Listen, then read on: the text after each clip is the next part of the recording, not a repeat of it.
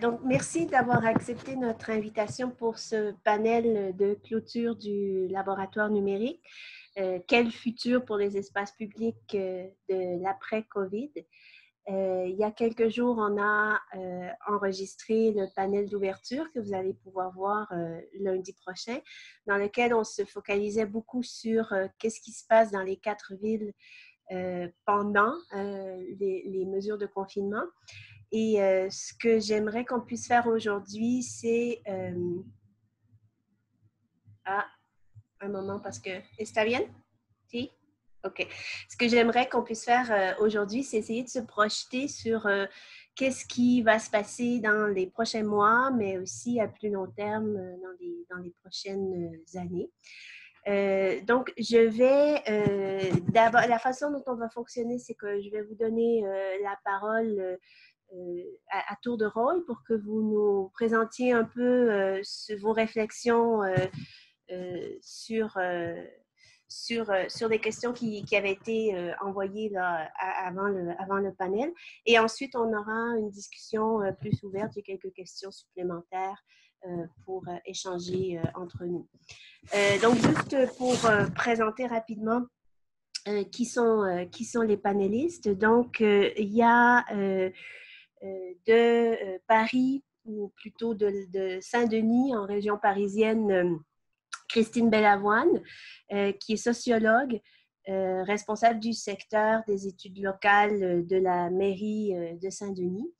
Et elle s'occupe en fait de faire le lien entre la recherche en sciences sociales et l'action publique. Elle travaille donc avec les fonctionnaires de la ville et les jeunes dans cette municipalité en région parisienne. Donc, bienvenue Christine, merci. Il y a aussi donc Alejandra Leal qui est chercheur au Centre d'études interdisciplinaires et pour les sciences humaines de la UNAM à Mexico et qui nous parle en ce moment de Berlin où elle a passé l'année sabbatique. Chanceuse. Voilà. Et Alejandra travaille donc effectivement sur les questions d'espace public urbain et en particulier, elle coordonne l'étude de cas sur la formalisation du secteur des microbus à Mexico. Il y a aussi Jacob Desjardins qui est un étudiant à la maîtrise à l'INRS et dont les recherches portent sur l'annulation de l'aéroport du nouvel aéroport qui était prévu en périphérie de Mexico et donc sur les trajectoires de mobilisation et de transgression des habitants en fait des alentours de l'aéroport, en fait comment ils ont réussi à se mobiliser pour annuler ce grand projet d'infrastructure. Et finalement, Annabelle Mir, qui est étudiante à la maîtrise en urbanisme à l'Université de Montréal, dont les recherches portent justement sur les jeunes et l'espace public et l'espace numérique pendant justement la crise sanitaire qu'on vit actuellement. Donc, bienvenue à tous et à toutes et merci encore une fois d'avoir accepté notre invitation. Donc, sans plus tarder, je vais laisser, je suggère qu'on fonctionne par fuseau horaire, donc je vais laisser la parole à Christine et ensuite Alejandra. Et ensuite Annabelle et ensuite Jacob, si ça vous va. Donc, Christine, tu peux commencer. Il faudrait mettre ton micro, par contre. Oui, excusez-moi, je n'avais pas remis mon micro. Est-ce que vous voyez mon PowerPoint? Oui. D'accord, donc pour répondre à la question posée par Juliane, il me semble que c'est quand même important de revenir sur les contextes des villes avant cette période de Covid-19 qui nous permettra de mieux comprendre les enjeux de ces villes et de comprendre comment l'après pourrait se dessiner. Donc, je vais juste vous rappeler brièvement que Saint-Denis fait partie donc de la petite couronne de la région parisienne que vous voyez sur la carte de gauche. C'est donc une commune du département du 93 que vous voyez sur le graphique de droite.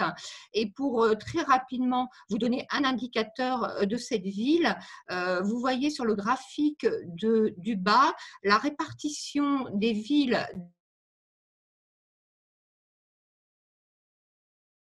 Christine, tu as coupé ton micro. Vous voyez donc sur cette carte du bas la répartition des villes de la petite couronne parisienne en fonction du niveau de ressources des ménages. Et on voit bien le rose foncé du nord de Paris et de l'ouest de la Seine-Saint-Denis, qui est composé donc des villes de pleine commune, dont Saint-Denis au centre, et qui fait partie donc des communes les plus pauvres de la région Île-de-France. Donc pour vous donner un chiffre, on a 38% des ménages qui sont en dessous du seuil de pauvreté à 60%. Donc, une grande ville populaire par son histoire socio-économique. Donc, c'est une ville, c'est la troisième ville d'Île-de-France avec 110 000 habitants. C'est une ancienne ville industrielle, un territoire de migration et ce qu'on a appelé une ville emblématique de la banlieue rouge qui combinait classe ouvrière, sociabilité locale et municipalité communiste. Donc, après la période de désindustrialisation, la ville a opéré une conversion de son tissu d'emploi qui est essentiellement tertiaire maintenant. Et donc, on observe dans le sud de la ville, sur ces quartiers en grande mutation, une géographie sociale très différente qui participe à la diversification du peuplement de la ville. Il n'empêche que Saint-Denis reste une ville essentiellement habitée par des classes populaires, avec 40% de logements sociaux, un parc de logements privés anciens et dégradés qui permettent l'accessibilité toujours renouvelée de la ville aux classes populaires et aux classes migrantes également. Donc, je ne vais pas peut-être aller plus loin. Je donne 2-3 autres indicateurs sur cette slide. Faire un focus quand même sur les jeunes de Saint-Denis qui sont, par leurs caractéristiques migratoires, enfin d'histoire migratoire de la famille, de niveau de diplôme, sont particulièrement touchés par les questions de discrimination, mais aussi de visibilité dans l'espace public et d'invisibilité dans le débat public. J'y reviendrai tout à l'heure. C'est une ville populaire qui se voit dans ces espaces publics. Quand je dis espace public, je parle aussi des commerces et je vous montre quelques photos du centre-ville de Saint-Denis qui est emblématique de cette visibilité des pratiques populaires dans la ville et dans ces espaces publics, avec ces commerces populaires, des petits commerces qui sont aussi très attractifs pour toute la banlieue nord de Paris. Donc, on a une visibilité dans l'espace public qui renforce, qui joue comme une anamorphose en fait de la caractéristique populaire de la ville. On y reviendra, ce sont des caractéristiques qui sont très souvent critiquées et très dévalorisées. Donc oui, des commerces qui sont très liés aussi à la migration. Je vous montre un exemple de coiffeur africain et rappelez donc que la population étrangère s'élève à 31% dans la ville, la population immigrée à 38% dans la ville. Si on refait une focus sur les jeunes, plus de la moitié des jeunes de Saint-Denis ont au moins un parent issu des migrations.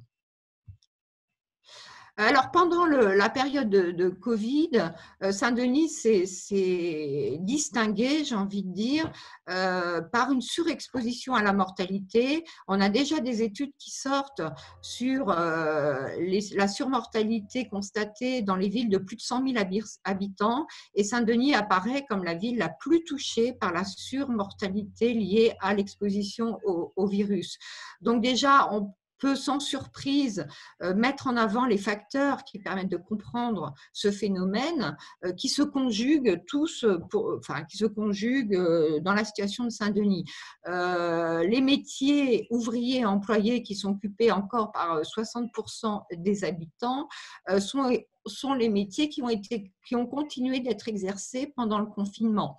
Les caissières, les balayeurs, les agents de sécurité, etc. La présence aussi de grands logements et une occupation des logements supérieure à la moyenne de l'Île-de-France et de la France. Et enfin, troisième grand facteur qui a commencé à être mis en évidence, c'est les facteurs de comorbidité associés à la précarité des habitants. On sait qu'il y a un gradient entre la bonne santé et le niveau de vie global des habitants. Et là, on sait qu'à Saint-Denis, les problèmes d'obésité, les problèmes de diabète, les problèmes de maladies cardiovasculaires sont très importantes et ont été mis en avant dans cette surmortalité liée au Covid. Ce qu'on a vu aussi pendant la période, c'est très rapidement la solidarité à la fois associative, mais pas que, à la fois de collectifs d'habitants qui se sont créés à ce moment, qui ont, voilà, l'aide alimentaire s'est développée très tôt sur la ville, qui atteste aussi de la crise sociale qui a commencé à survenir et que nous pressentons être très durable et très fort pour la population de Saint-Denis. Donc déjà des réflexions sur la pérennisation de toute l'aide apportée pendant cette période se posent. Et phénomène intéressant, la question de la manière dont on va pérenniser ces aides est aussi intéressante puisqu'il s'agira de dépasser le champ du social et du caritatif pour aborder peut-être des questions de développement social local et d'associations plus larges entre puissance publique, associatifs et forces vives des quartiers. Alors, pour la suite, comment penser ce qui va pouvoir se dégager de cette crise? Si on revient sur la question des espaces publics, là encore, il faut revenir sur le contexte dans lequel les espaces publics à Saint-Denis sont pensés, en tout cas du point de vue de l'action publique. On est dans le cadre d'une forte expression d'une ville sale, insécurisée, avec depuis quelques années la recrudescence de violences et de rixes entre groupes de jeunes, là encore sur lesquels on a commencé à travailler, soutenu par le programme de recherche TriSpaces.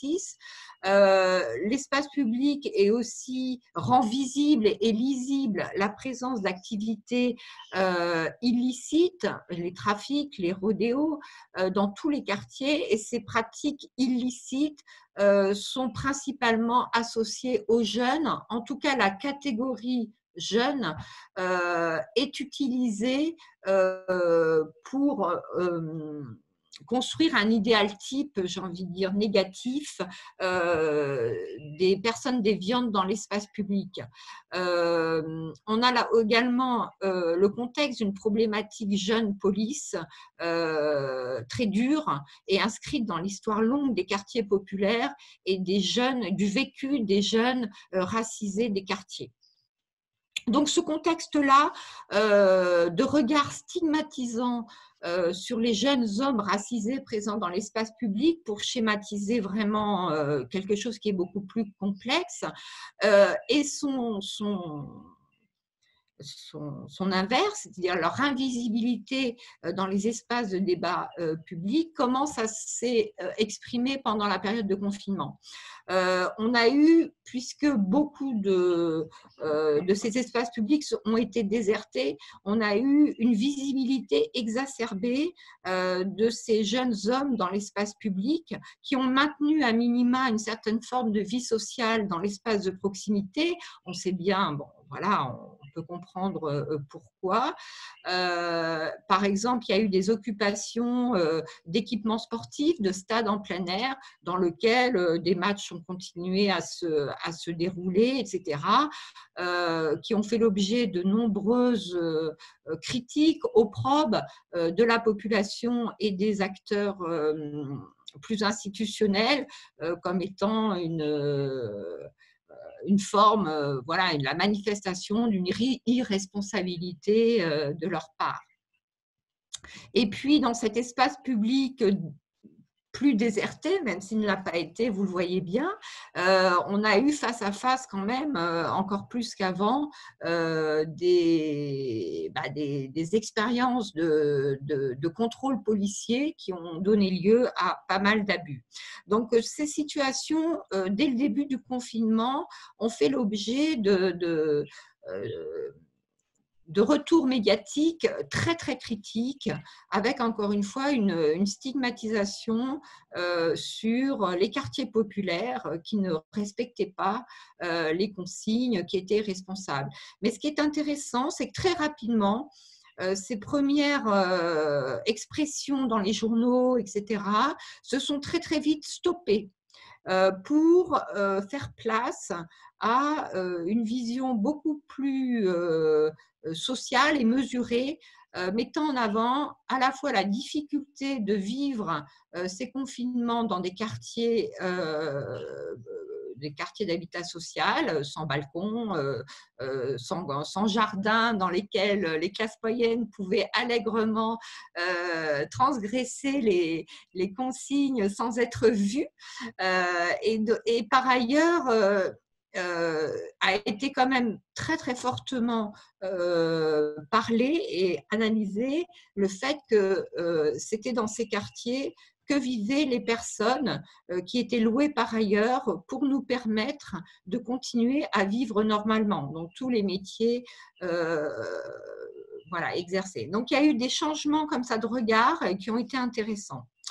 Et puis, par ailleurs, à Saint-Denis, les associations dont je vous parlais ou les collectifs qui se sont créés, eh bien, les jeunes y ont pris part de manière importante. Et pour certains acteurs qui n'avaient pas du tout visibilité de ces associations de jeunes qui préexistaient à cette crise, parce que dans le champ du sport, parce que dans le champ de leur quartier sans visibilité institutionnelle, eh bien, les ont vus et ont découvert en fait que les jeunes pouvaient aussi s'engager et participer à des actions collectives en dehors de leur propre voilà, terrain, j'ai envie de dire, de pratique. Donc cette prise de conscience, elle est intéressante parce qu'elle peut permettre de modifier les regards portés sur globalement ceux que j'ai appelés les jeunes racisés dans l'espace public. Et la question que je pose d'un point de vue peut-être optimiste, c'est que ces réflexions qui ont eu lieu sur les jeunes et sur la présence des jeunes dans l'espace public et plus globalement sur les pratiques populaires dans l'espace public, peut-être vont changer vers une plus grande reconnaissance de citoyennes, c'est-à-dire de leur existence en tant que porteurs d'une parole politique au sens large des affaires de la cité, et du coup travailler à faire que voilà, ce regard, cette plus grande reconnaissance diffuse dans nos politiques publiques à repenser, mais également dans la question de la transgression sur l'espace public. J'ai terminé ce PowerPoint avec un regard un peu positif, mais c'est vrai que les récents événements dont on parlait juste avant de démarrer cette table ronde sur les rapports police-jeunes me font craindre quand même que cette tension accumulée et les effets sociaux de la crise que nous venons de connaître se manifestent aussi par des attentes de changement de ce regard qui, s'il ne se produit pas risque de rapidement monter en revendication plus forte, pour ne pas employer le mot de violence. Nous avons eu il y a 2 jours une manifestation inattendue et qui s'est déroulée malgré son interdiction suite à l'acquittement, enfin c'était pas l'acquittement, mais à l'acquittement de policiers suite au décès d'un jeune il y a 4 ans. Et cette manifestation voilà, qui s'est mal terminée une fois de plus entre police et manifestants, a montré que les jeunes sont très présents, viennent dans l'espace public exprimer des choses, et que si on ne les entend pas, eh bien, voilà, les questions de violence et liées à cette non-reconnaissance risquent d'être importantes. Voilà, je propose d'en arrêter là. Merci beaucoup, Christine. C'est très intéressant ce que tu soulèves, cette tension entre la visibilité des jeunes dans l'espace public et leur invisibilité dans le débat politique. Et justement, comment, avec les derniers événements, effectivement, ils essaient d'être de plus en plus visibles. C'est une grande partie des revendications qu'on voit dans les révoltes actuelles. Donc, merci beaucoup. Alejandra, I'm going to give you the floor if you want to present your thoughts on how to think about public space in the city after COVID. You can hear me? Yes. Okay, great. So I prepared a text that I would like to read to you. It's very short and it's very sort of exploratory. I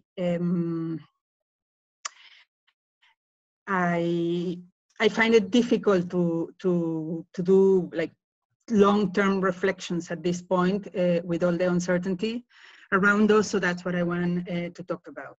You can move it to the next slide, Julianne, which is basically blank, and I will tell you when to put the next. In the invitation to speak in this panel, the organizers sent us 2 questions to address during our interventions. The first one was, what will become of the city post-COVID-19? The first thing that got me thinking was the post in the question. It seemed to imply an after of coronavirus. It seemed to invite us to think about the city that will become following the disease. But as we read in the press every day, we don't know when or even if the virus will be controlled. Maybe after vaccination or a cure are found, or if and when populations gain herd immunity. The first issue we have to grapple with is the uncertain temporality of the virus. Can you press click? Press next. No, sorry, the previous one, the uncertain temporality of the virus. I couldn't see it. Okay. That is to say, cities are and will be affected by the virus for an unknown period of time. And cities, as it was to be expected, are more prone to high rates of infection precisely for the very nature of the urban. High numbers of people living together in usually dense spaces, having to travel high distances for work and leisure, coming into close physical contact on the streets, in public transportation, in parks, etc. Indeed, as theorists of the modern city have argued since at least the early 20th century, from Simmel to Benjamin to Sennett, the crowd is a crucial element, perhaps one of the defining elements of modern urban life. When we think of cities, we think of crowds in many different manifestations. From, as I said, the crowds that walk down the street in a rush to get to work, the crowds of the subway, but also the crowds that gather for leisure in mass events, in parks, in concerts. And it is precisely the crowd that must be avoided to fight the spread of the virus. We cannot have concentrations of people either in the streets, going to work. We cannot have high concentrations of people in public transportations, and we certainly cannot have mass events in public space. So, so it is the very fabric of the urban that must be avoided to halt the spread of the virus. But of course, the effects of such avoidance are unequally dispersed, both between different cities and within cities themselves. So a second point I want to briefly talk about today is the unequal geographies of cities, which I think is what the slides where we have now. The pandemic, as Julianne said when she introduced me, caught me in Berlin, where I'm spending a 1-year academic leave with my family. But I have also closely followed developments in Mexico, and more specifically in Mexico City, not only because it is a place I do research in, but also it is a place where friends and family are living this pandemic. This location has allowed me to have a unique comparative perspective. Here in Berlin, the virus was controlled very fast due to a combination of high testing and contact tracing. The lockdown, which began March 22, was only partial, as people were allowed to go out daily for exercise or for leisure, as long as they kept social distance measures, 1.5 meters between strangers, and people were allowed to sit in parks, not playgrounds, for short periods of time. The use of masks was not recommended until early May. Based on my very partial and non-systematic observations, and also my unsystematic conversations with friends in the city, there was never a sense of panic or doom, not even among people I know who lost their jobs, as they received unemployment aid. In early May, the city began to gradually reopen. Shops, restaurants and bars, schools, gyms. People were advised to wear face masks only in public transportation, and this is not mandatory, and to continue to keep social distancing measures, which is happening less and less as time goes by, and I will go back to that. In Mexico City, in contrast, which I have observed from a distance, those who could were encouraged to stay at home full time, and they did. But as we know, not everyone could do it. As the majority of the city's population survives day by day, many in the informal economy. Many of those who stayed inside, and again, this is based on my very partial and unsystematic observations, were and still are much more afraid of the virus than I have ever noticed in Berlin. Of course, there are many reflections to be made about this difference, which I have no time to develop, but what I want to emphasize for the purposes of this panel is that they have less to do with how each government handled the pandemic, or with one being good and the other being bad, and much more with structural conditions in each place and the striking inequalities between them, and especially in the case of Mexico City, within them. It might be an obvious point. Talking about the cities during COVID-19, we must remain attentive to these differences and these inequalities. These inequalities that were there to begin with and are likely to increase with the pandemic. And finally, I would like to address the second question that was posted to us by the organizers about the opportunities for art, for research, for multimedia projects, but I will do so only obliquely, because I want to return to the figure of the crowd with which I began this brief presentation. I want to think about the limitations and possibilities of the urban crowd in the time of COVID. As I said before, the crowd, which is a central feature of the city, becomes little during the pandemic and must be avoided. We have been precisely encouraged not to be in crowds. And the crowd, as we know, has always been an ambivalent feature of the modern city, with a lot of potential for anonymity and stranger sociability, but it's also been very potentially dangerous as well. And right now, the crowd, it's actually lethal in the sense that it can become sort of like spreading point of the disease. In a recent Guardian piece, journalist Dan Hacox, who writes for The Guardian about cities, wrote, while the pandemic has made exceptional demands of us, even before the COVID-19 lockdown, crowds have been under threat. We were becoming even more atomized and pushed further into our homes, and crowds were becoming more domesticated, enclosed, surveilled, and expensive to be part of. And yet, through human history, there has always been something pleasantly resilient about the crowd. However many ways are found to disperse it, it will always find a way to reconvene. End of quote. And indeed, the crowd is returning to the COVID-19 city in ways that are both dangerous and hopeful, and which also illustrate huge inequalities between and within cities. In Mexico City, while the lockdown continues, more and more people are crowding the streets again.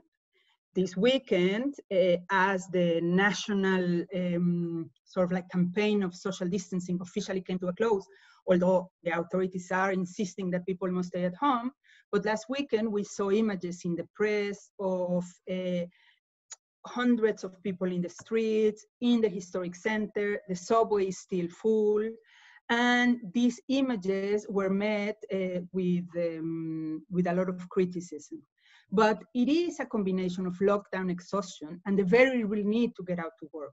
People's very real need to get out to work.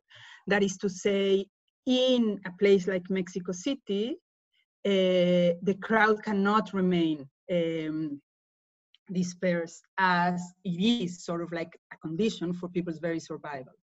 In Berlin, I have witnessed something different taking place. And I want to illustrate this by telling you something that I saw this past Saturday. Julianne, I forgot to tell you to move the slide. No, yeah, can you move it to the next, to a picture? Yes. So I want to tell you about something that I witnessed this Saturday. As my family and I were biking towards a park, something we do often, we came across a scene that seemed to be out of this world. A self-described floating party protest along the Landwehr Canal, which is one of the canals of the Spree River that traverses the city, and it's also a public park. The banks of the canal are public parks where people usually gather to have picnics, to drink. So there was a self-described floating party with thousands of people in either wooden boats or inflatable boats, and you can see also the next image, sailing along to the sound of loud techno, some of them dancing, with thousands of people watching from the banks of the canal. It was a protest organized by Berlin's club scene to protest precisely that they have not been allowed to reopen, and sort of like to demand or to remind the public of the importance of this life the club lifestyle for Berlin's identity. As one was walking through this crowd, it was as if there had never been a global pandemic. It was, in my eyes, partial and unsystematic, a collective act of disregard for the enormous suffering taking place in other parts of the world that I think only people who take their security and safety for granted could engage in.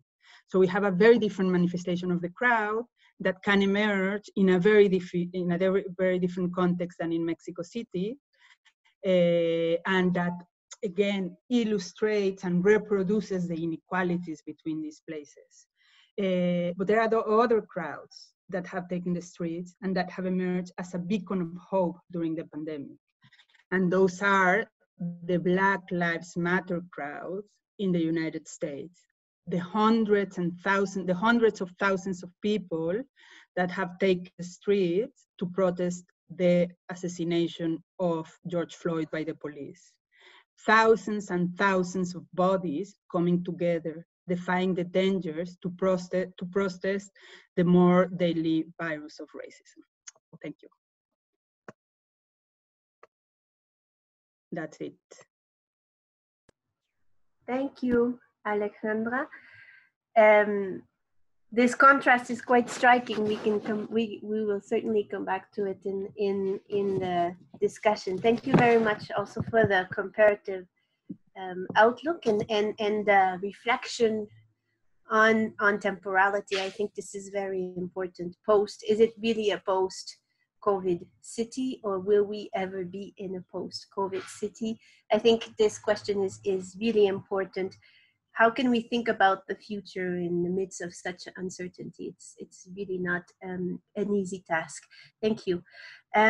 So I will give the floor to Annabelle. Annabelle, tu veux présenter? Ouais, je vais y aller.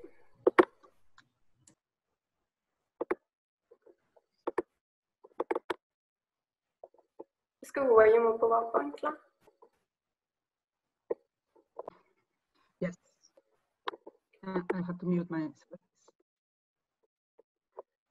Très bien. Donc, moi, je vais vous présenter une revue de presse sur les publications académiques et de presse qui sont parues, sur les réflexions et les questions qui sont apparues en cette période de confinement, s'agissant des espaces publics et de la façon dont on repense ces espaces publics à l'ère de la COVID-19. Donc, les pandémies ont toujours influencé la façon dont on aménageait les villes. Je pense notamment aux épidémies de choléra tout au long du 19e siècle qui vont renforcer le mouvement hygiénisme et amener à la destruction de nombreux quartiers insalubres, au dégagement des grands boulevards dans certaines villes européennes, et puis à la nécessité de créer des grands parcs pour aérer l'espace. Donc le Covid, lui aussi, va laisser des traces en termes d'aménagement. Donc c'est assez difficile de le voir pour le moment, mais il y a on peut esquisser quelques réflexions par rapport à ce qui s'est passé pendant le confinement. Donc déjà, la redécouverte du voisinage, donc avec une partie de la population en télétravail et la fermeture des activités intérieures. Donc il y a une vraie recentration de la vie autour du voisinage et de la proximité. Donc l'espace de vie s'est réduit aux habitations et aux espaces de proximité, c'est-à-dire les parcs de quartier quand il y en a, et la rue. Donc, ce qui a amené les autorités à se pencher sur repenser le partage de la rue, d'une part pour assurer la sécurité des activités qui désormais sont à l'extérieur. On a vu beaucoup de gens sortir pour se promener, pour les enfants pour jouer à l'extérieur ou pour pratiquer de l'exercice. Donc, les gouvernements ont pris des mesures pour assurer leur sécurité et également pour assurer de leur octroyer suffisamment de place pour respecter les mesures de distanciation sociale. Donc, il y a eu plusieurs mesures toutes différentes. Donc, ici, on a un exemple sur la photo à droite. C'est le centre-ville de Bruxelles où tout le centre-ville a été balisé comme une zone où les voitures la vitesse des voitures a été limitée à 20 km/h et où les voitures donnent systématiquement la priorité aux piétons et aux cyclistes. Et sur la photo de gauche, on a l'exemple d'une rue qui a été carrément fermée à la circulation, donc dans l'arrondissement du plateau Mont-Royal à Montréal. Donc, c'est des solutions temporaires, mais ça témoigne déjà d'une redécouverte du voisinage et d'une réappropriation de ces espaces par les citoyens. Donc, ce qui nous amène au prochain point, donc, de façon de repenser les rues, peut-être pour inclure davantage d'usage, et notamment des activités qui auparavant se déroulaient à l'intérieur et qui désormais ne le peuvent plus. Donc, on pense à des activités, par exemple, économiques, donc, par exemple, d'organisation de marchés extérieurs, ou le fait d'empiéter sur la rue pour installer des terrasses de café provisoires, donc pour aider les restaurants et les bars à reprendre une activité normale en cette période de déconfinement. Donc ici, en haut à droite, on a l'exemple de la ville de Tampa, en Floride, qui a utilisé ce processus. Et puis aussi d'autres activités, plus de récréation, de sociabilité ou de loisirs. Donc, par exemple, des cours d'exercice sportif, des festivals donc dans les rues pour garantir la distanciation sociale. Donc, même si c'est limité à un groupe de personnes réduites là. Et donc, on a un exemple ici en bas à droite, donc d'un cours de gymnastique dans les rues d'un lotissement au Pays de Galles. Donc voilà pour les rues. Et puis aussi les rues, le fait d'utiliser de recréer de l'activité dans les rues, ça permet aussi d'utiliser ces espaces-là qui sont actuellement sous-utilisés pour amener des services et de l'espace public, notamment dans des quartiers qui en sont dépourvus. Donc notamment les quartiers défavorisés. On n'est pas en train de découvrir l'injustice environnementale à l'heure du Covid, mais ça amène à repenser les choses pour adresser directement des services aux populations qui en ont besoin. Donc, le point suivant, c'est les parcs à l'heure de la distanciation sociale.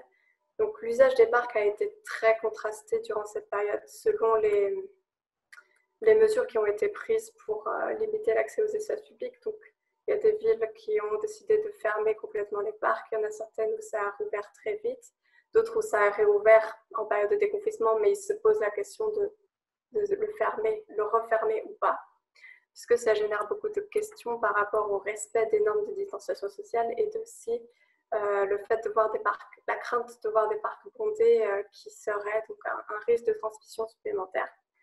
Donc il y a plusieurs solutions en termes d'aménagement qui sont testées, qui sont peut-être explorées en ce moment. Donc le fait ici, on a un exemple d'utiliser des marquages temporaires ou d'utiliser le mobilier urbain pour inciter les gens à respecter la distanciation sociale. Ici, donc, c'est un parc à New York qui a utilisé des marquages de ronds blancs pour signifier aux gens la distanciation. Et puis aussi, on évoque la solution également de repenser l'aménagement des parcs en supprimant une partie des équipements donc qui nécessitent une attention particulière, notamment pour la désinfection, puisque si les gens sont amenés à utiliser les modules, forcément, ils touchent un peu au mobilier et donc si les personnes sont porteurs de Covid, ils risquent de le transmettre. Donc peut-être de supprimer les équipements et de faire des parcs plus des lieux de promenade, davantage que des lieux où on se pose et on profite. Et puis également, il y a l'utilisation de la technologie pour surveiller les normes de distanciation sociale qui a été testée ou qui est envisagée dans plusieurs villes occidentales, donc notamment les drones ou les caméras de surveillance intelligente. Mais on comprend que ça pose un petit peu des questions quant à la liberté et la liberté les données personnelles par rapport à la gestion des données personnelles. Enfin, on observe un regain d'intérêt pour la mobilité de tous, d'une part parce que il y a beaucoup moins de voitures dans les rues puisque une part de la population est en télétravail, donc il y a une grosse réduction de la demande de déplacement. Et puis aussi parce qu'on comprend assez rapidement que dans la perspective d'une pandémie qui est hautement transmissible, les transports en commun sont une solution assez difficilement envisageable. Donc, on constate en même temps que la réduction des déplacements en voiture, il y a toutes les agences de transport des villes occidentales ont constaté une grosse baisse de la fréquentation de leurs lignes d'autobus et de métro. Et puis également la baisse de la confiance des usagers en ces moyens de transport. Donc, par rapport à la sécurité, qui paraît difficilement garantissable, puisque les seules mesures qui sont évoquées pour le moment, c'est de limiter le nombre de personnes dans les autobus et dans les métros, ce qui entraîne une baisse de la capacité de transport et donc de l'efficience du réseau de transport en commun.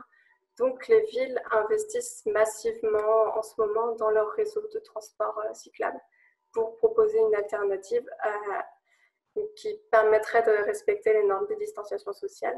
Donc on a l'exemple ici à gauche du réseau cyclable de la ville de Bogota en Colombie. Ils ont rajouté donc 35 km de pistes cyclables d'urgence. Et puis également en haut à droite le réseau de pistes cyclables de la ville de Paris. Donc ils ont rajouté là 650 km de lignes de pistes cyclables d'urgence, donc qui sont temporaires, prévues pour être temporaires, mais qui pourraient également être permanentes. Et puis, donc ça m'amène à mon point suivant, puisque cet investissement dans le transport actif et en particulier le transport en vélo, permet de répondre à un double enjeu. Donc, d'une part, assurer la distanciation sociale et créer une alternative à la voiture individuelle, parce qu'on craint beaucoup un repli post-confinement sur la voiture individuelle. Et puis, ça permet aussi de proposer un moyen de transport low carbone. Donc, c'est ça en guise de conclusion. Oui, je dirais que beaucoup de chercheurs ont vu dans cette crise sanitaire l'opportunité de repenser les villes, non seulement par rapport à la situation sanitaire, mais aussi dans la perspective de la crise climatique qui s'en vient, et donc de créer des quartiers des milieux de vie plus résilients, donc à la fois en se servant des rues, des parcs et des lignes de pistes cyclables, donc pour débuter cette transition en utilisant des moyens d'action qui appartiennent à la catégorie de l'urbanisme tactique, donc qui sont assez versatiles et facilement mis en place et peu coûteux. Voilà. Ce sera tout pour moi. Merci, Annabelle. Effectivement, ce qui me frappe dans vos présentations, c'est cette ambiguïté que vous présentez entre un futur plus optimiste et un futur plus pessimiste. Donc, effectivement, on sent bien qu'on est dans un moment où les choses doivent changer, mais comment elles vont changer, c'est la grande question. On pourra y revenir après la présentation de Jacob. Donc, Jacob, je te laisse la parole. Parfait. Merci pour vos présentations, c'était super intéressant. Moi, j'ai quelque chose d'un petit peu plus exploratoire, disons. Plus des observations, des réflexions que j'ai, surtout liées à l'aéroport, à la construction du nouvel aéroport international de la ville de Mexico, comme c'est mon sujet de recherche. D'abord, en fait, je vais partager mon écran, mais ça va rester la même chose tout le long. C'est une carte de l'aéroport pour essayer de la déchiffrer en temps et lieu. Partager l'écran.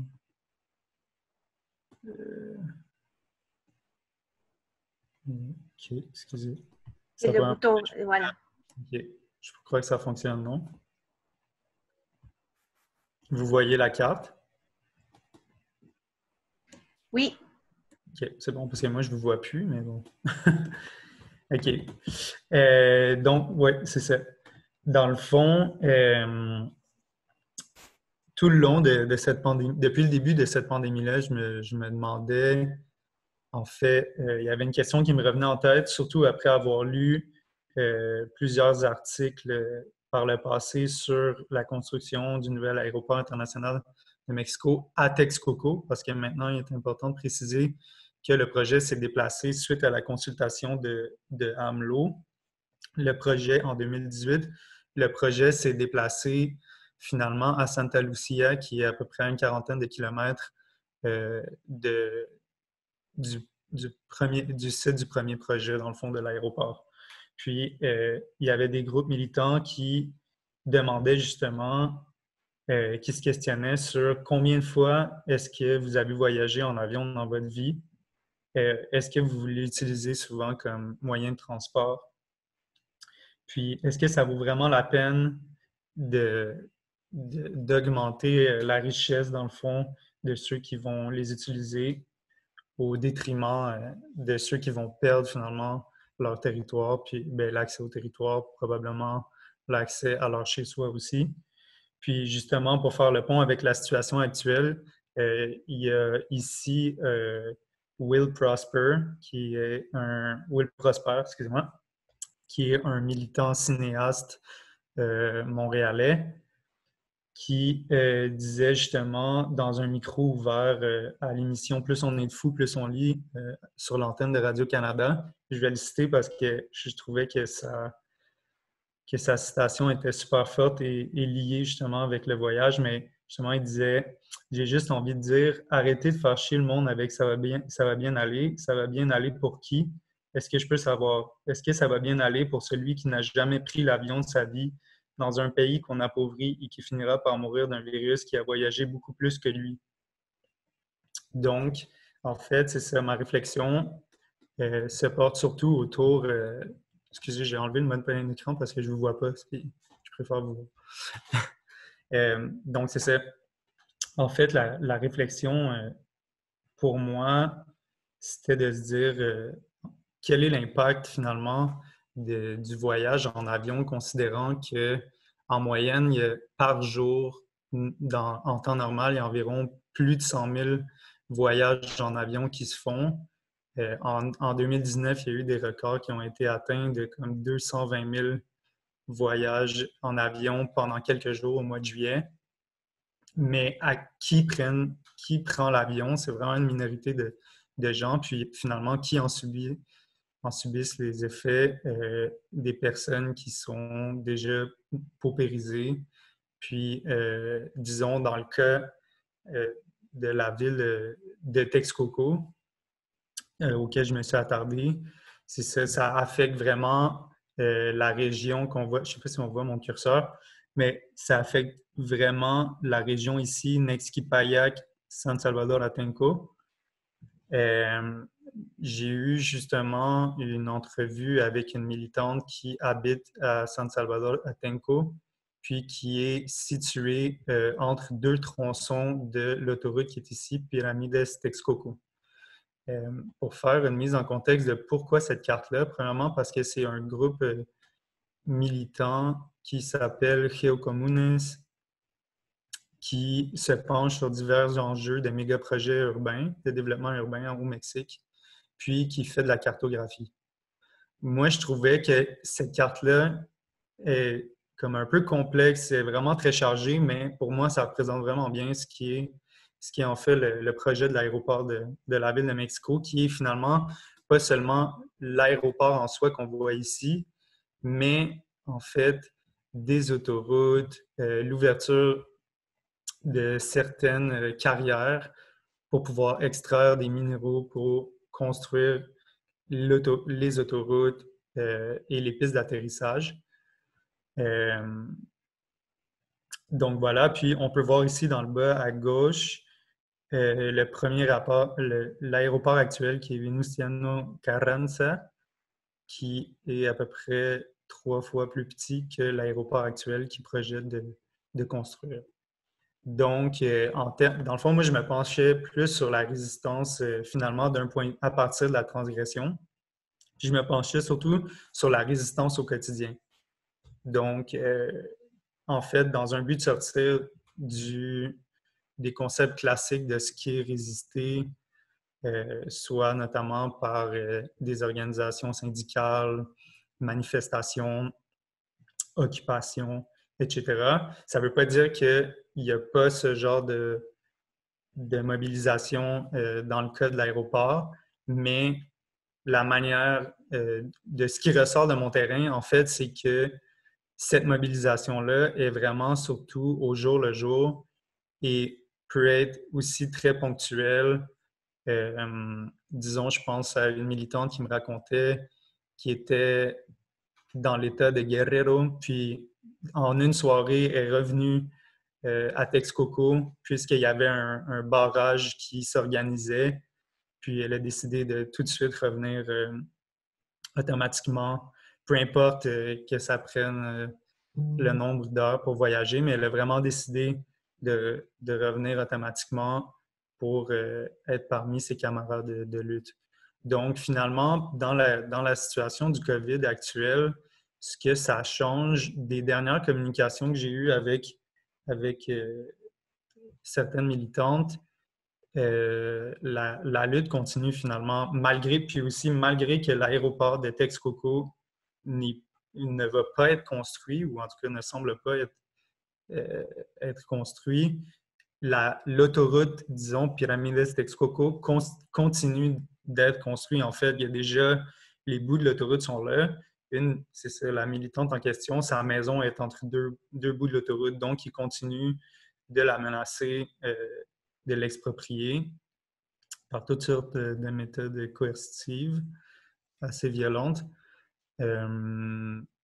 Mais de ce qu'elle me disait, c'est que la lutte continue, puis que finalement, ça n'arrêtera pas d'ici tôt. Il faut aussi comprendre que, disons, la plupart des militantes que j'ai rencontrées occupent 2 à 3 emplois à la fois, puis certains de ces emplois-là peuvent être informels. Donc, justement, dans le cas de la COVID, comme nous disait Alejandra, ces gens-là, malgré qu'il y a une interdiction de sortir, puis on demande aux gens de se confiner, comme il n'y a pas de sécurité sociale garantie par l'État, pour tous et toutes, ces gens-là doivent continuer à travailler.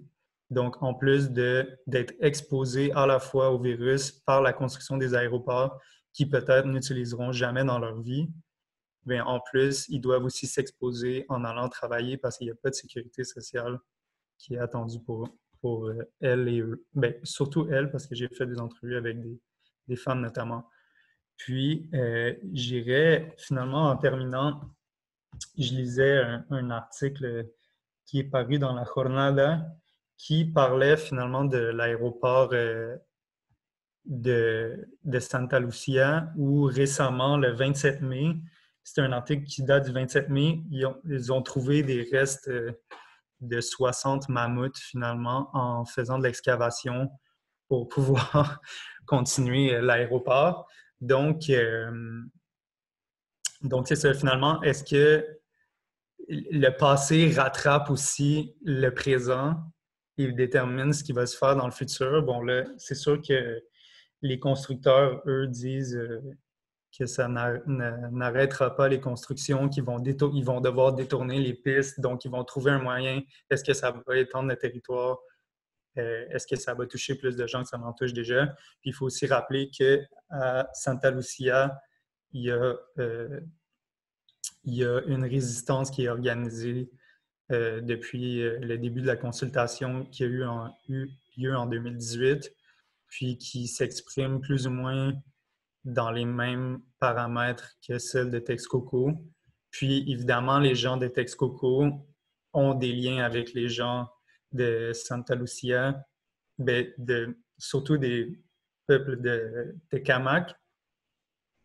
Puis, c'est ça, ils ont des liens, puis ils s'appuient mutuellement dans leur lutte quotidienne contre les développements urbains, les méga projets de développement urbain dans la région.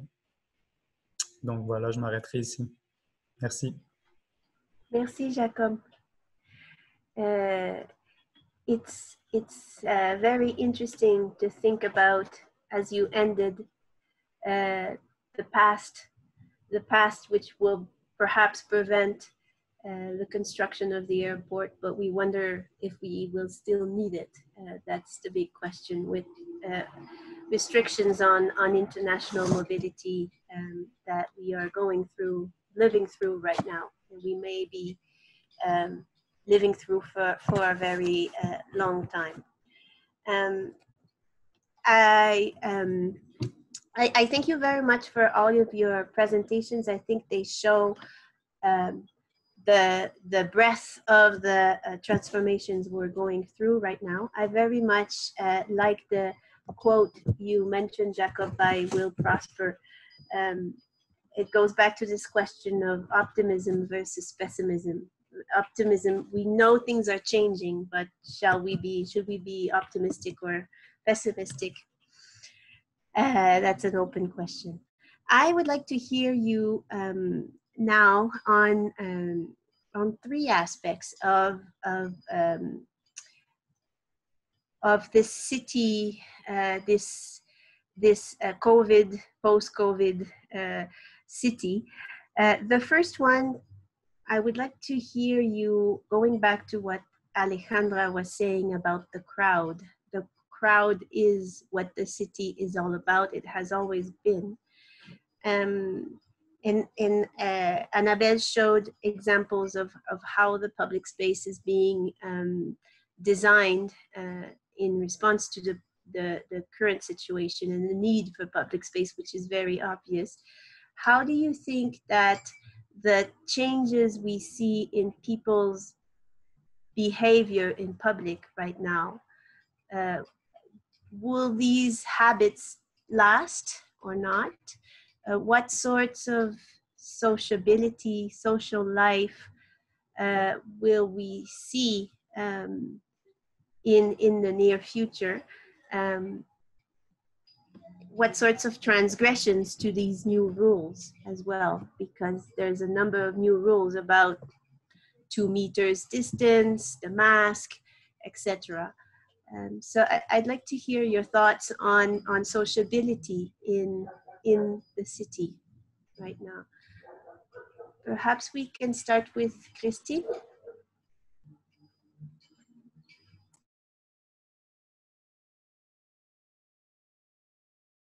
Oui. Pour répondre très brièvement à cette question, je repartirai de l'idée d'Alessandra de la grande diversité des villes et des inégalités qui existent avant pour comprendre ce qui va se passer après. Et sur cette question, je trouve que c'est très important de penser l'architecture différente des villes. Et la question que je me suis posée, c'est que, au vu des préconisations qui nous sont données de distance, il me semble que on pourrait penser que certaines villes vont aller vers une adaptation parfaite à ces consignes. Des espaces publics très lisses, très ouverts, sur lesquels on va pouvoir faire des ronds quand on aura besoin pour différencier, se distancier. Des villes si ouvertes que le contrôle des uns sur les autres pourra être très fort. Et puis par ailleurs, des villes comme le centre-ville de Saint-Denis, avec la photo que je vous ai montrée, de la petite rue de la République, qui est cette petite rue piétonne occupée par beaucoup de petits commerces populaires et qui déjà est de nouveau très occupée. Et la question qui va se poser, c'est que est-ce que les gens qui vont sur la rue de la République vont être considérés comme transgressifs ou pas?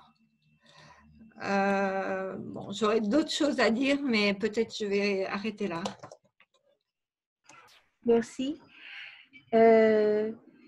Alejandra, do you want to say something? Yeah, well, the reflections I made were very much,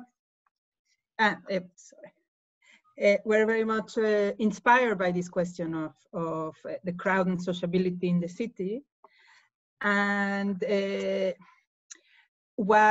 point I wanted to make is precisely that what I see is the inequalities being sort of like magnified.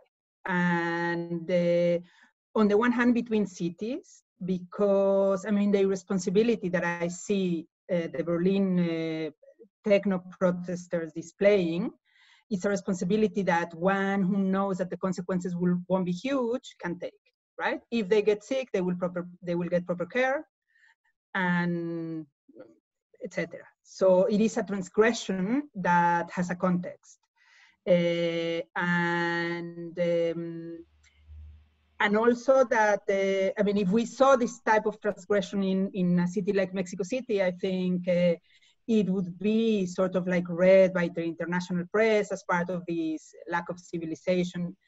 I mean, as a matter of fact, I posted these pictures in Facebook, and friends of mine from Mexico, or people I know in Mexico, were saying, wow, this happens in the civilized world, right? And this idea that, you know, here in Europe is civilized world that know how to act, and if the crowd takes the streets in Mexico City, is because they're irrational. And what we're saying here is, I mean, actually quite the contrary in terms of going out to have fun, or going out because you need to work and you make a very, I mean, the calculation is you go out or you don't have food to feed your children. So my idea is to reflect on these sort of like the transformations of the possibilities of stranger sociability based on these pre-existing inequalities and how they get sort of like enhanced.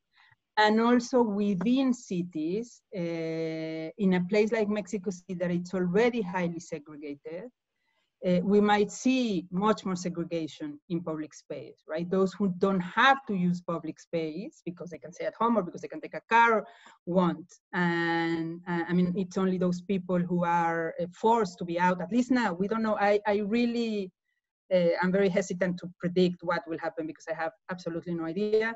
But what we see right now is this, is sort of like an enhancement of the inequalities in public space, as those who have, in the case of Mexico City, who have to risk their health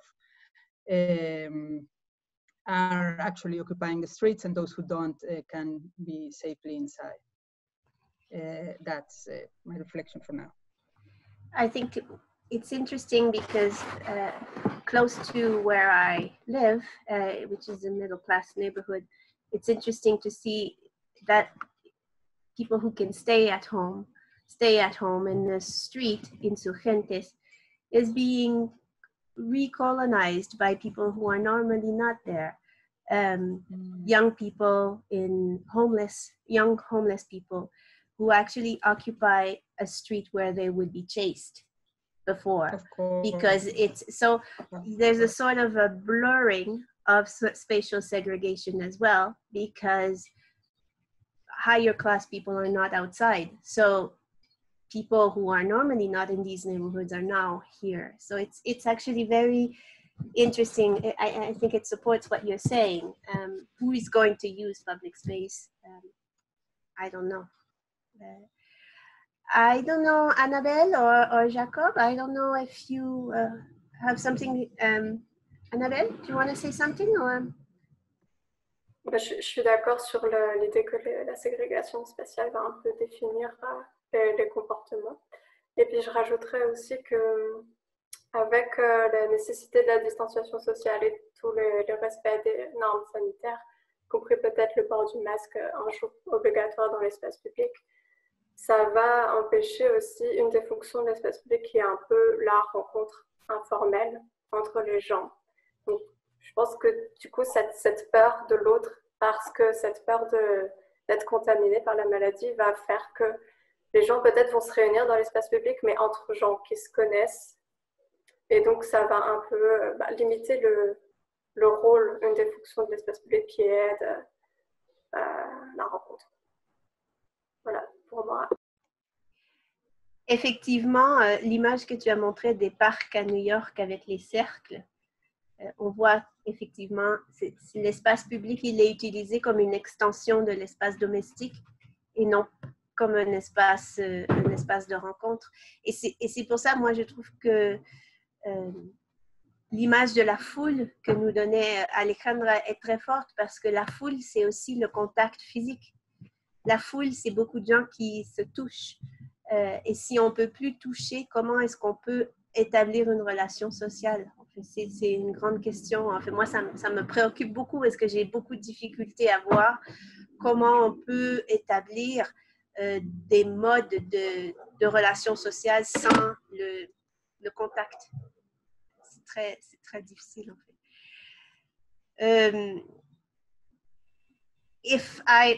Another aspect of the city, aside from sociability, is mobility. And I think this was very present in Annabelle and Jacob's presentation.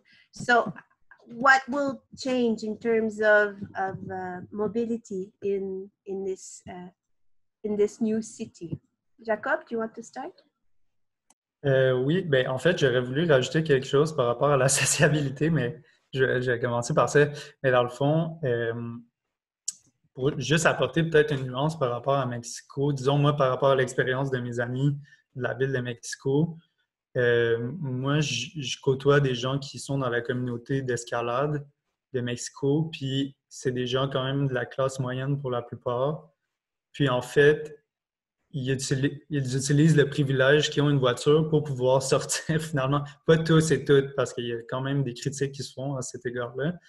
Mais quand même quelques personnes qui utilisent le privilège du fait qu'ils ont une grande mobilité, justement, puis ils se déplacent en périphérie urbaine, que ça soit, je pense à Salazar, qui est vers Nevado de Toluca, à peu près de comme 40 minutes de la ville de Mexico, du centre de Mexico,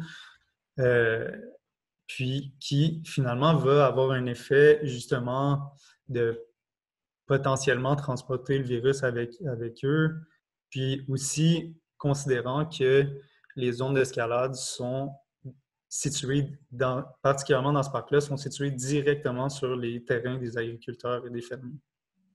Donc, ça pose quand même des problèmes éthiques, puis aussi de comme aucune... c'est ça finalement, de ne pas avoir cette capacité de auto-réflexion, finalement, réflexivité, oui. Puis, aussi, je voulais dire par rapport au cas de Montréal, par rapport à la socialisation, moi, j'ai vraiment trouvé qu'il y a un risque, en fait, en ce moment, qui est quand même grand. Peut-être qu'il se fait un peu moins sentir en ce moment avec le déconfinement accéléré, mais au début, il y avait vraiment cette socialisation-là qui passait par la délation, finalement, de rentrer en contact avec les autres pour finalement les menacer, d'appeler la police ou les critiquer sur leurs actions et l'espace qu'ils prennent finalement en public. Notamment, j'avais un séminaire sur espace de marginalisation et résistance. Puis, une des intervenantes, Annie Lapalme, du Comité d'action des citoyennes et citoyens de Verdun, un quartier du sud-ouest de Montréal, rappelait finalement que plusieurs des personnes qui occupent les parcs sont d'abord des personnes paupérisées, des gens, souvent aussi des personnes racialisées, qui quittent leur appartement soit parce qu'il est trop petit et ou soit pour des problèmes avec leurs voisins, soit parce que, c'est ça, ils ont plusieurs occupants à l'intérieur, donc ils doivent sortir, doivent occuper l'espace public, puis finalement de se rendre dans l'espace public, puis de se faire menacer par les gens qui passent, d'appeler la police, de les dénoncer. Puis à Montréal, c'est important de préciser, je crois avoir entendu, vous pourrez peut-être confirmer, Christine et Annabelle, qu'il y a le même cas en France, mais il y a des amendes assez importantes si on ne respecte pas les mesures de distanciation sociale. Là, dans les derniers temps, ces amendes-là n'ont pas fait les manchettes, disons, mais on parle d'une amende de 1 500 $ canadiens si on ne respecte pas la distanciation sociale. Donc, finalement, ça présente des menaces hyper importantes pour les gens qui sont déjà paupérisés d'exacerber cette situation matérielle. Et voilà. Tout à fait. Est-ce qu'il y a des amendes en France aussi? Oui, en France, on a eu deux types d'amendes correspondant aux deux périodes, confinement, post-confinement. Pendant le confinement, nous étions tenus de sortir avec une attestation que nous signions spécifiant le motif prédéfini pour lequel nous devions sortir. Si nous n'avions pas cette attestation ou si les motifs n'étaient pas jugés conformes à ce que les policiers voyaient, nous avions une amende de 135 €. La deuxième verbalisation entraînait une amende de 1 500 €. Et il y a eu beaucoup de remontées de quartiers populaires où des jeunes avaient été contrôlés 10, 15 fois avec des amendes qui s'entassaient. Et post-confinement, c'est plus lié avec ta question, Juliane, sur la mobilité. Nous étions contraints de ne pas dépasser les 100 km autour de chez nous. Et pareil, nous avions une attestation à fournir en cas de dépassement de ces 100 km. Dans le cas contraire, nous étions aussi soumis à une amende de 135 €. Alejandra, how's the situation in in Berlin in terms of state control?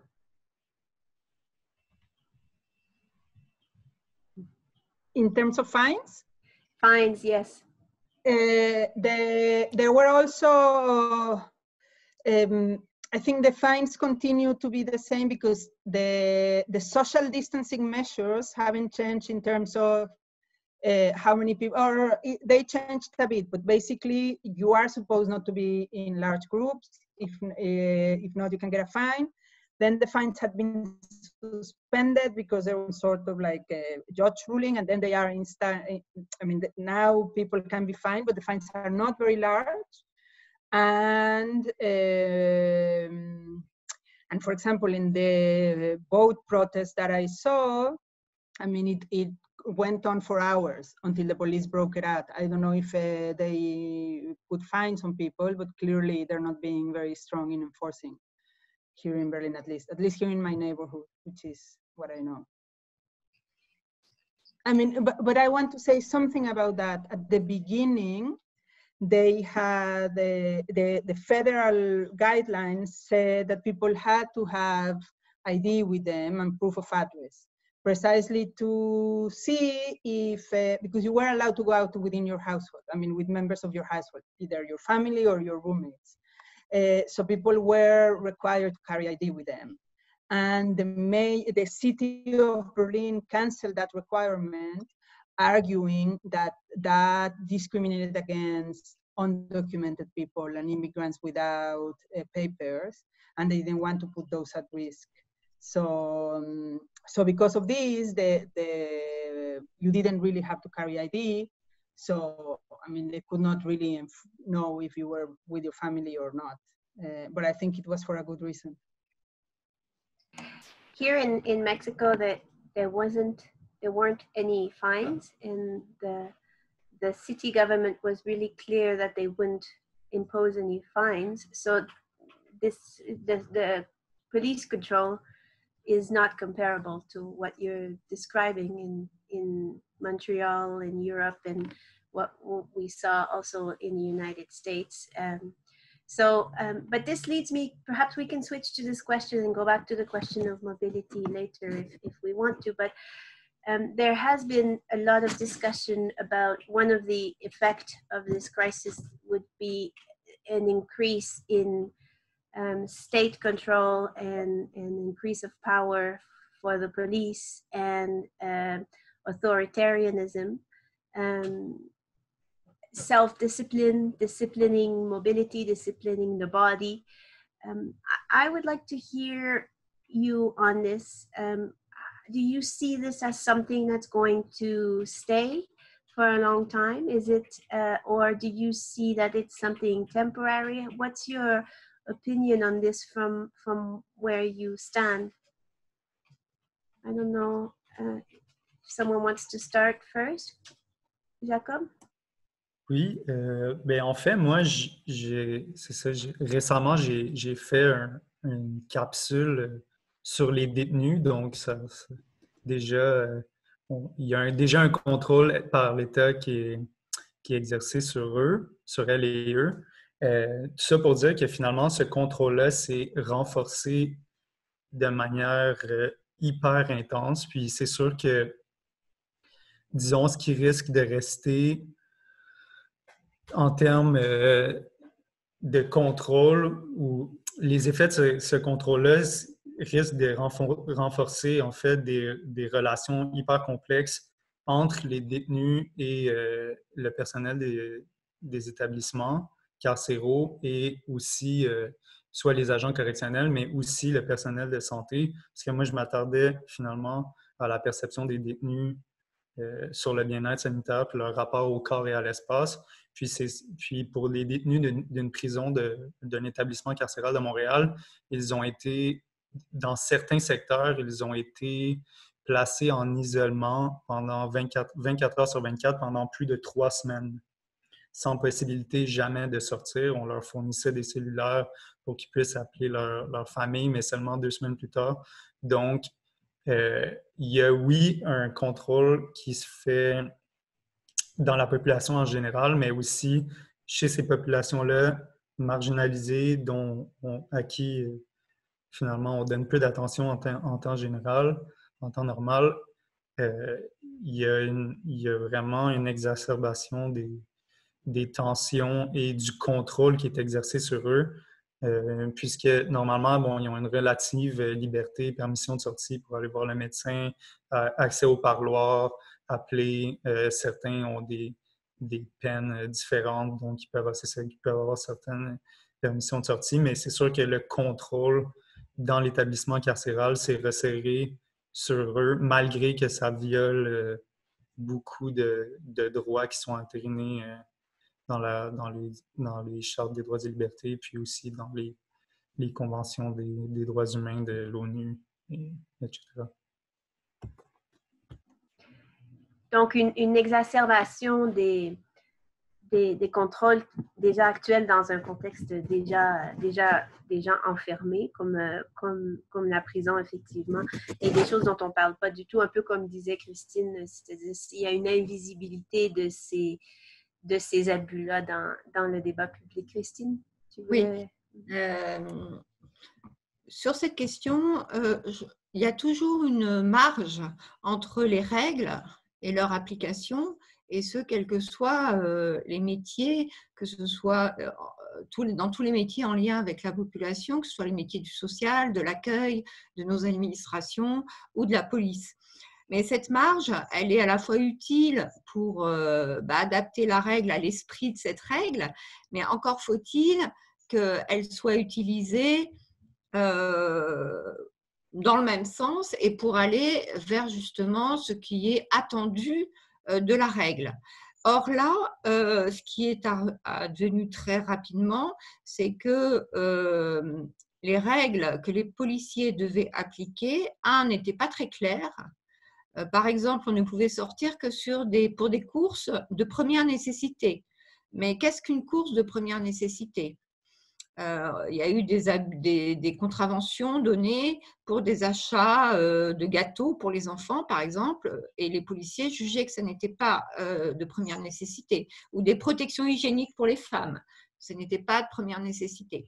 Ensuite, le deuxième point, c'est ce discernement qui a été demandé aux policiers par le gouvernement pour le contrôle et suppose que cette institution et des instances de régulation pour que le discernement ne porte pas sur les individus, mais soit bien contrôlé par l'institution. Or, dans une institution policière qui ne va pas très bien, faire reporter aux individus, en plus il y a le contexte français de toute la période des Gilets jaunes, et c'est vrai que l'institution policière est quand même pas très en forme, ça a vraiment constitué un point de controverse très fort en France, ce pouvoir exorbitant laissé au discernement par les seuls agents. Et d'ailleurs, il y a un site que vous pouvez peut-être, sur lequel vous pouvez peut-être aller, un site qui prend les témoignages de tous les habitants qui font état d'un exemple d'abus de contrôle policier. Et il y a des choses vraiment très importantes. Et enfin, ce que je vous disais sur la couverture médiatique du début du confinement sur les quartiers populaires, s'appuyer sur des chiffres comme quoi il y avait énormément d'amendes qui avaient été données dans le 93, dans le département du 93. Mais là aussi, très rapidement, il a été quand même souligné que cette importance des contraventions, des amendes, était peut-être liée à la multiplication des contrôles qui étaient faits plus qu'ailleurs dans ces quartiers, plutôt qu'au centre de Paris. Donc ça, c'est quelque chose qui effectivement est vraiment beaucoup parlé en France et qui, là encore, me semble-t-il, fait l'objet de débats plus nuancés que ce qui avait lieu au tout début du Covid.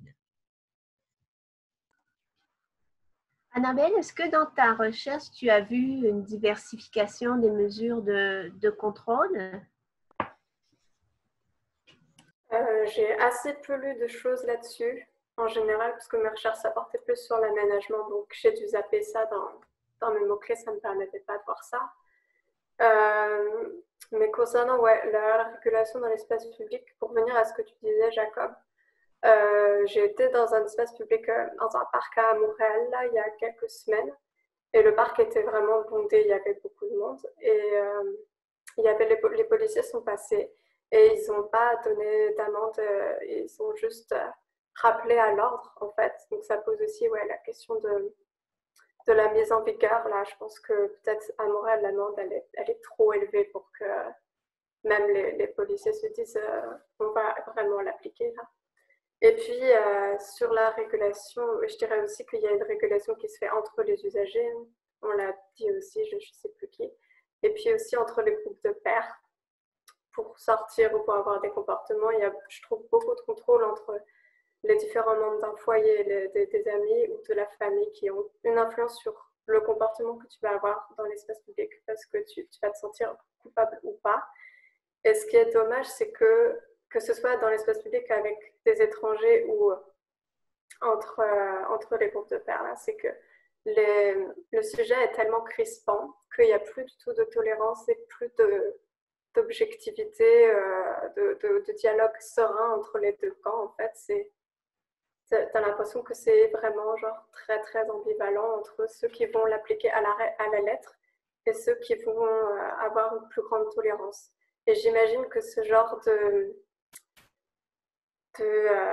mesures personnelles, d'opinion personnelle se ressent aussi par rapport aux forces de l'ordre quand ils font leur contrôle dans la rue. Il y a beaucoup d'interprétations là encore, Merci. Maybe to close, I want to ask you one last question.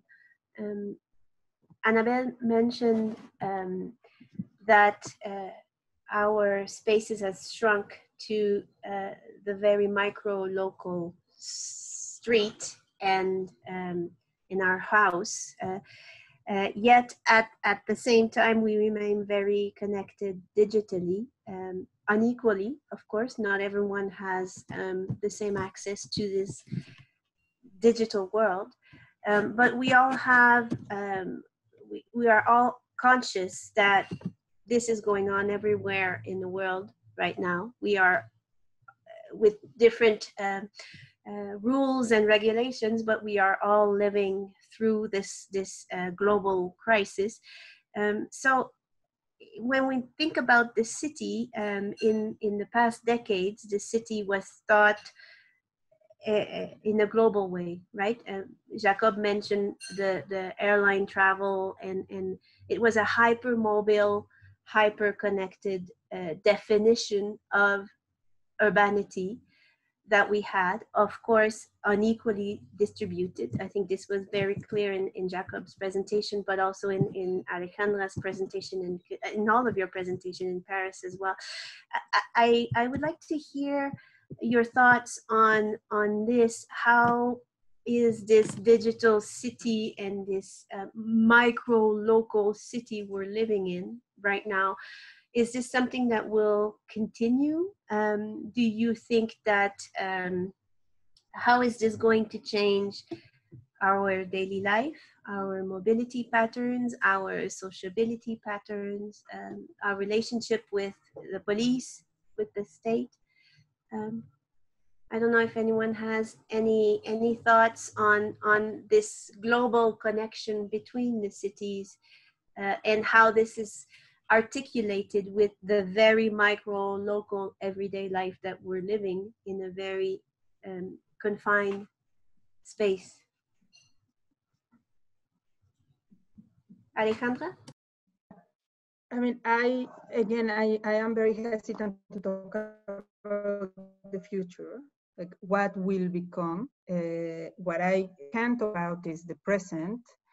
And yeah, indeed, there is this sort of like increased connection, but as we know, I mean, increased connection in the sense, for example, I wasn't participating in seminars in Mexico City because I'm in Berlin.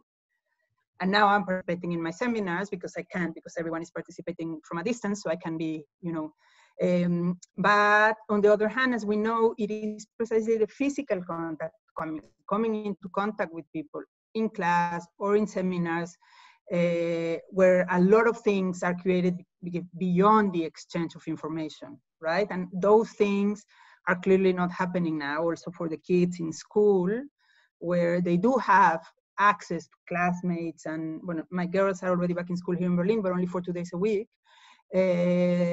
So, I mean, I think it's a very particular way of being connected that is missing all the other things that happen beyond the purpose of our meetings socially in cities. But again, I think we can't, or at least I can't think about what will be, because things are changing so rapidly and very much all the time that we really have no idea how this is going to, or at least I don't. Christine? Oui, moi je vais commencer par quoi a terminé Alejandra. C'est impossible aujourd'hui de se projeter à la fois par cette incertitude, mais également par tous les messages contraires qui arrivent en même temps. Comment tout cela va se négocier, va avancer? Je pense qu'une partie de la réponse est quand même très liée aux politiques économiques qui vont se décider, aux politiques liées au monde du travail.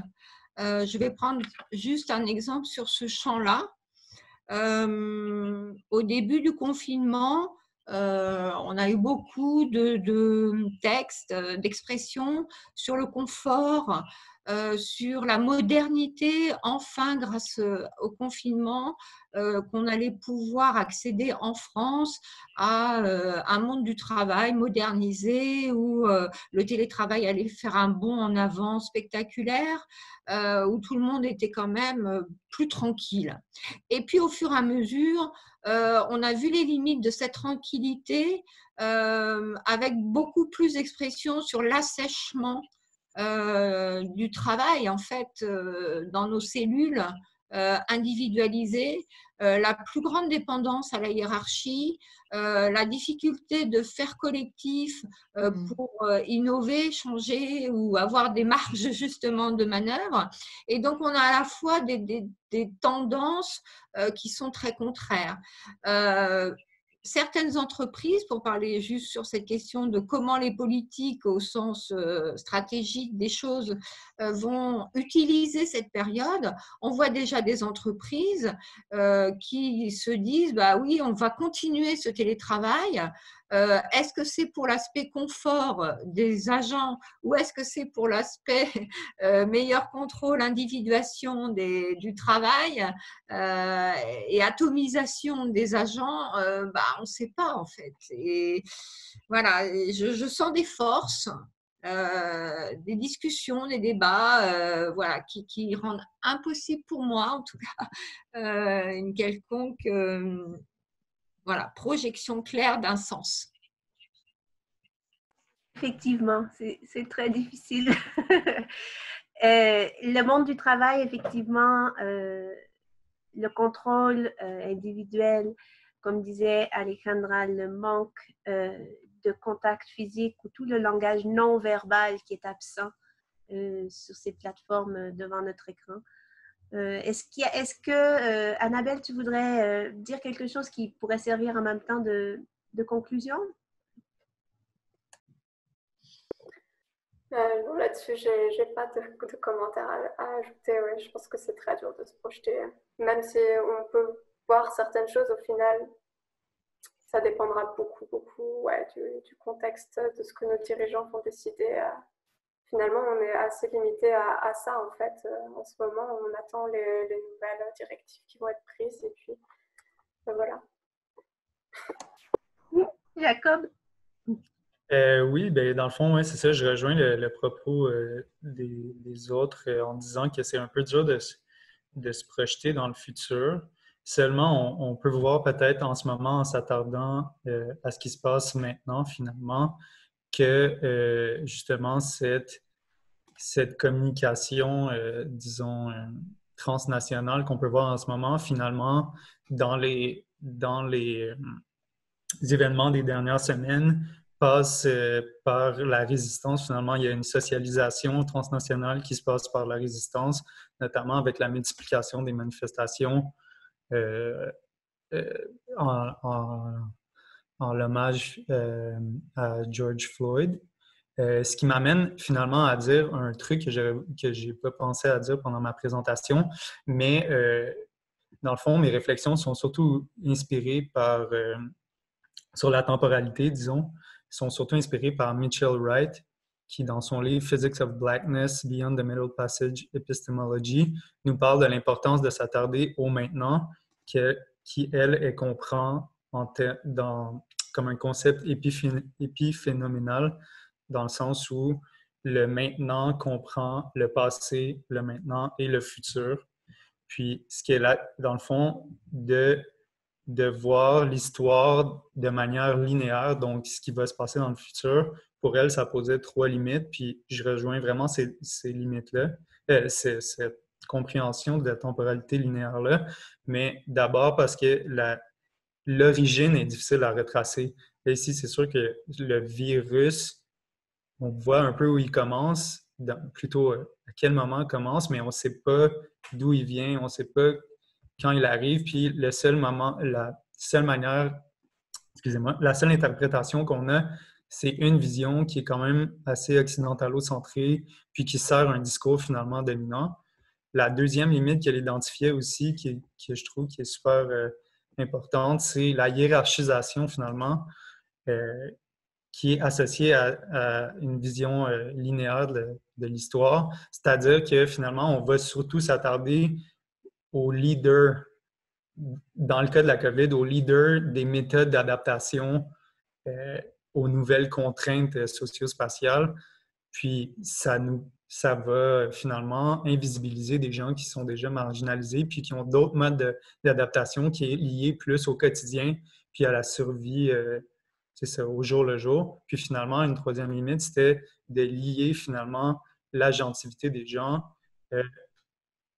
seulement en relation avec le COVID, comme s'il n'y avait pas de disposition, de prédisposition finalement, qui vient avant cette situation de crise sanitaire-là. Donc, je pense que c'est ça. Je pense qu'on est mieux de s'attarder finalement à ce qui se passe maintenant, plus que de penser en termes de futur. Puis finalement, comme elle dit, le maintenant détermine le futur et le passé réinterprète le passé aussi constamment. Donc voilà. Merci beaucoup. Je pense qu'on peut conclure là-dessus parce que ça résume assez bien plusieurs des propos qu'on a mentionnés dans la conversation. Merci, merci Jacob. Merci à toutes et à tous. Thank you for your participation and really, it was really insightful. I think we do need to exchange and think and collectively about that. So thank you very much.